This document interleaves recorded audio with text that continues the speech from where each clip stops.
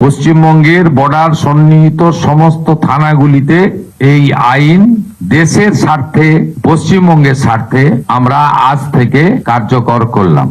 ভারত সরকারের পক্ষ থেকে 14/5/2025 যারা অবৈধ বাংলাদেশি অনুপ্রবেশকারী তাদেরকে সরাসরি বিএসএফ এর হাতে হ্যান্ডওভার করার জন্য একটি নির্দেশিকা এবং তার সঙ্গে হ্যান্ডওভারের আইন ভারত সরকারের পক্ষে under secretary government of India Pratap Singh Rawat পাঠিয়েছিলেন।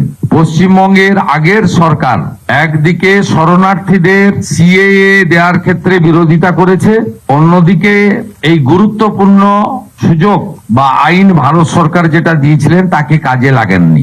আজ থেকে আমরা এই আইন কার্যকর করলাম।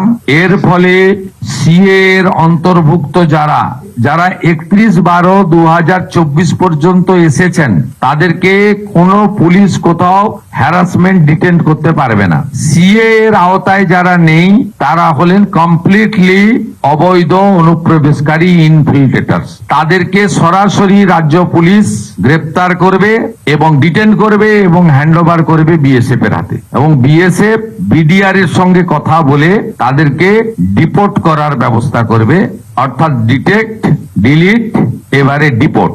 পশ্চিমবঙ্গের বর্ডার সন্নিহিত সমস্ত থানাগুলিতে এই আইন দেশের স্বার্থে, পশ্চিমবঙ্গের স্বার্থে আমরা আজ থেকে কার্যকর করলাম।